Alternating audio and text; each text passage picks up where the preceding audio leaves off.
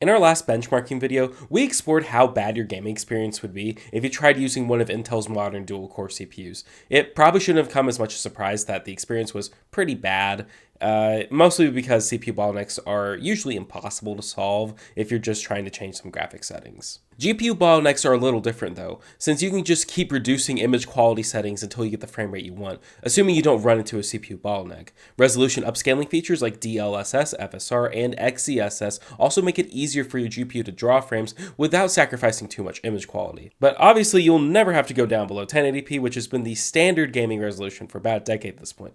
At least if you're using a modern GPU, right? Just as a quick recap, I have that terrible Intel dual-core CPU because back in 2022, I built myself a home theater PC, and in that home theater PC just so happens to be AMD's slowest current generation GPU, the RX 6400. Now, the 6400 does have some genuine selling points I'll go over later, but it is certainly the slowest GPU that AMD currently sells.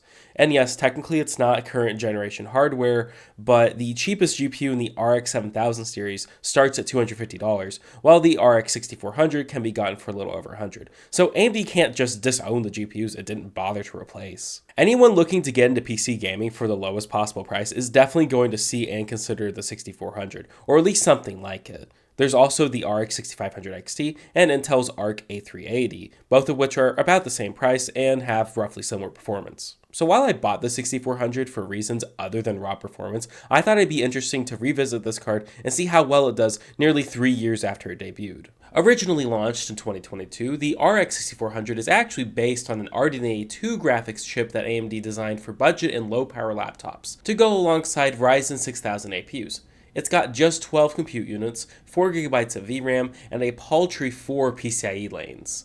By contrast, the RDNA 3 based RX 7600 has 32 compute units, 8GB of VRAM, and 8 PCIe lanes. Now, if your GPU says it supports PCIe 4.0, you probably don't think too much about it since it performs just fine in a PC that only supports PCIe 3.0. Not so with the 6400. This tiny GPU will actually lose like a quarter of its performance if it's not running a PCIe 4.0 thanks to just having 4 PCIe lanes. This resulted in the comical situation of it being a terrible idea to pair the RX 6400 with a Ryzen CPU, because AMD's budget CPUs in the Ryzen 5000 series didn't even have PCIe 4.0 support. So the only CPUs that made sense to use with the 6400 were from Intel's 12th gen lineup, which supported PCIe 4.0 all the way down the stack. Now, clearly AMD never meant for this GPU to end up as a fully fledged member of the RX 6000 series. Maybe it didn't do all that well in laptops and AMD needed to get rid of them, or AMD just wanted to cash in on a high demand for GPUs in early 2022, or it could be that AMD just did not care whether this card made sense or not. Clearly, the 6400 has a bit of a reputation considering how many people on threads knew how slow of a GPU it is. Some people seemed absolutely disgusted over using a 6400 with a 1400K. Anyways, we're testing the 6400 in our Intel test bench with the Core i9 14900K and 32GB of DDR5 RAM at 5600 MHz.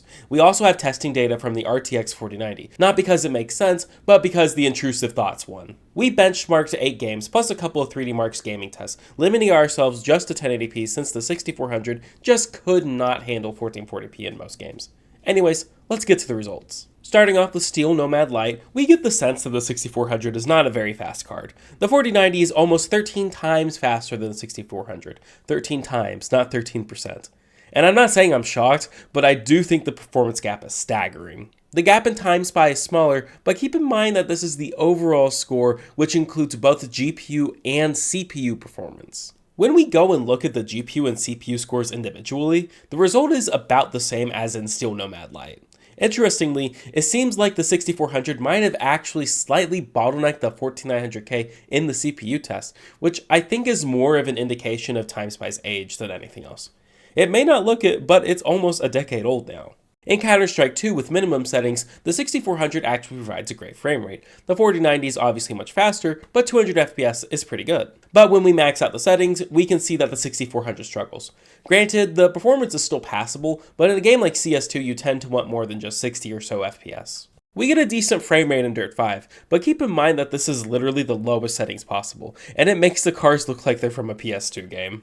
Cranking things up to the low preset doesn't lose too much performance, thankfully. Now at ultra high, we're looking at borderline unplayable performance and a frame rate that's less than a tenth of the 4090. It's hard to tell if this is just overloaded VRAM or if it's the weakness of the graphics chip itself. While performance in Fortnite is alright on the 6400, it's far from ideal in a game where frames matter more than graphic settings, which are at the minimum anyways. With the medium preset, the 6400 is barely capable of 60 FPS. You're certainly not going to want to increase the image quality settings even further.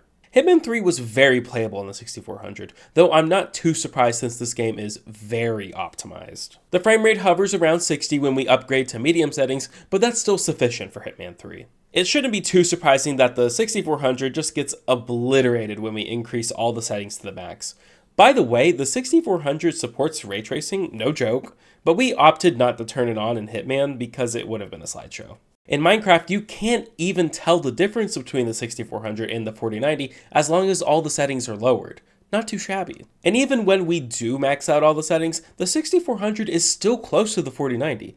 But to be fair, this is Minecraft we're talking about, so I don't think this is too surprising of a result. Even though we've completely reduced the graphics settings, the 6400 was unplayable in Metro Exodus Enhanced Edition. I'm not sure if the game would be playable in its release version, but even if it was, I doubt it would be a great experience. Honestly, the 6400 did pretty okay in Microsoft Flight Simulator. It's nothing special, but at least it plays at 60 FPS. Unfortunately, the Ultra preset is too intense for the 6400, which is a shame since New York City looks amazing when you use these settings. 126 FPS is probably good enough for Rainbow Six Siege, but in a competitive title like this, it's always nice to have more frames like we see on the 4090. If you're playing Siege a little more casually though, going for the high preset might not be a terrible idea though. The frame rate there is still okay. Even with all the settings maxed out, the performance is still passable. I'm a little surprised the 6400 could handle these settings, but it seems Siege is decently optimized. So after all the benchmarking data we saw, I could just say that the RX 6400 sucks, like I did about the G7400 in our last testing video. I'm not going to say the 6400 is a good card, but I'm not going to say it sucks either. The 6400 did fail to run one game at acceptable frame rate, Metro Exodus, but in every other game it was able to hit 60 frames per second at 1080p with the minimum graphics settings. We didn't even use FSR, so there's still some room for improvement. Though, going beyond medium graphics settings in most of these games wasn't really an option, and I suspect the meager amount of memory had something to do with it. The thing is, it's much easier to tolerate a slow GPU than it is a slow CPU. With slow CPUs like the G7400, everything is slow, from gaming to internet browsers to file stuff. At least the RX 6400 doesn't curse you to a 24/7, laggy, and even buggy experience. Plus, the 6400 is probably the best low-profile single-slot GPU available right now. In the world of small PC gaming, there's often very few options at a reasonable price, but the 6400 bucks that trend. Intel's A380 is in a similar position, and it has the added benefit of having 8 PCIe lanes instead of 4. But let's not tunnel vision too much on individual products. If you're looking at budget CPUs, the G7400 is not your only option. Around the $100 price point, there are tons of other CPUs from AMD and Intel that you can choose.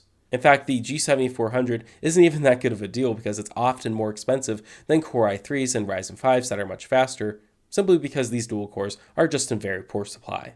The G7400 is basically a joke. By contrast, the 6400, A380, and 6500 XT are sadly the best options people have for new entry-level GPUs, and that's probably not going to change anytime soon. And that's the part that sucks about these GPUs. They're not a joke, but they definitely should be. I hate to end this on a bit of a depressing note, but we honestly are at the mercy of AMD, Intel, and Nvidia when it comes to the surging cost of GPUs. There's not much we can do except buy the latest cards, buy these mediocre cards, or buy used cards. If you only have the money for a card like the 6400, see if you can find a used GPU with better performance, even if it's older. It's not like the 6400 is new anyways. It's last generation. If you liked our benchmarks and want to support us, please like the video, leave a comment, subscribe, and click the bell icon so you get notified the next time we upload. We also have a Patreon that you can donate to directly. The link is in the description. Thank you so much for watching, and I'll see you next time.